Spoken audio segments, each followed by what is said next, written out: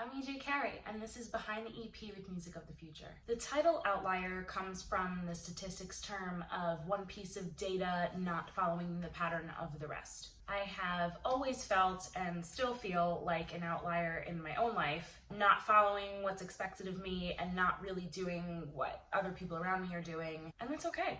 I am not a traditional girl by any means, and I feel like this EP really explores that theme on a personal level. As a whole work, I feel like Outlier really describes having to let go of what no longer serves you, whether that's by force or whether that's voluntary, and accepting that you have to take control of your own life, which is something I didn't really learn until I started writing this EP.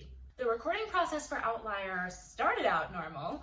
We started recording Outlier back in spring of 2019 with Plaid Dog Studios here in Boston, which was really exciting for a multitude of reasons. But one of those reasons was because I had never recorded original music with live drums before, so that was really exciting. But this was also my first time working with different producers and different musicians, because before this I had only ever worked with one other person on all of these things since I was 9 years old. So it was a pretty big change. We were all set to record the first song, and then I was dumped and kicked out of my apartment.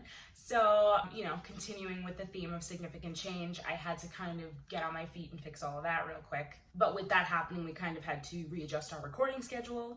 When we recorded the first song, Rising Tides, Crashing Skies, it was a really tumultuous time in my life for a multitude of reasons. Not only because I had to process kind of what was happening in my personal life and process that really quickly, but also because I was entering a new stage creatively. I wrote Rising Tides, Crashing Skies in the middle of the night when I was trying to process what had happened with the breakup specifically, and when we brought it into the studio, we knew it was the right song to run a crowdfunding campaign on. And we did use Rising Tides, Crashing Skies to build momentum around the crowdfunding campaign so I could make this EP, and thankfully it was really successful. Everything went really well. People were definitely rallying behind me at a time that I really needed it, and everything was going really well, and we were recording drums and we were getting ready to gear up for the next part of the EP, and I think we all know what happened after that.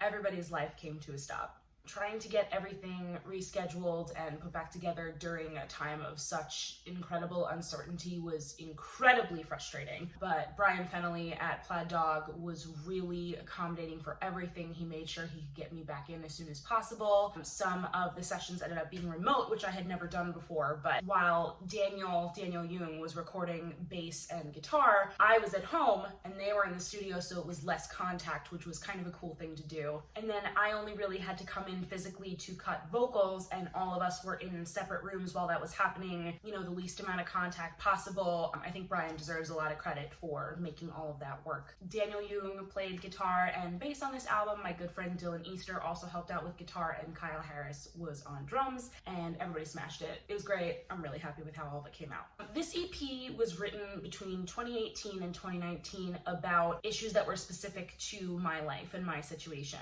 Before the romantic breakup happened, I had to reevaluate my friendship circle and who was really worth keeping close to me, because a lot of my friends had been like legacy friends at that point. They were people who had been in my life for a really long time, and it didn't mean I didn't love those people, but some of them were people who were bringing me down, and I had to really think about if that was gonna be good for me long term. I also had a lot of chit chat in my ear about what direction my life should be going, what kind of job I should have, and what kind of path I should be following, and I didn't really like that either. And there are people that I had to either fully let go of or completely change the relationship dynamic for the better so that everybody could stay happy. But now I'm happy with who's in my circle. Then there's also the breakup theme and the meeting someone new theme, and how that is really a process in and of itself. No one can really tell you how to feel about any of that, but I know that I am an incredibly confrontational person, so the only thing that made sense to me was to confront all of these emotions head on, and while it really wasn't the most convenient thing to be doing, it was the thing that worked best for me, because I had to figure stuff out and I had to figure it out fast. I think a lot of people find themselves at a point in their lives at one time or another where they have to either reevaluate who they have in their life and who's good for them, or maybe they're just kind of ignoring things and they don't really want to confront the fact that they might have to change everything because it's a lot of hard work. And I empathize with both things because I've been in both positions. But I think that because this is such a common situation and people change over time, and the people you meet when you become their friends or when you start dating them, they're not always the people they end up being, and you're not always the person that you started as either. And I think that's a theme that a lot of people can understand. I think a lot of people can resonate with feeling different than everyone around them and not wanting to do what everybody else is doing. And if you don't, you probably know somebody who is an outlier. My new EP, Outlier, is available on all streaming and digital purchasing platforms now, and my new music video, I Smile, is available on my YouTube channel, which is youtube.com/EJ Carey Music. Thank you.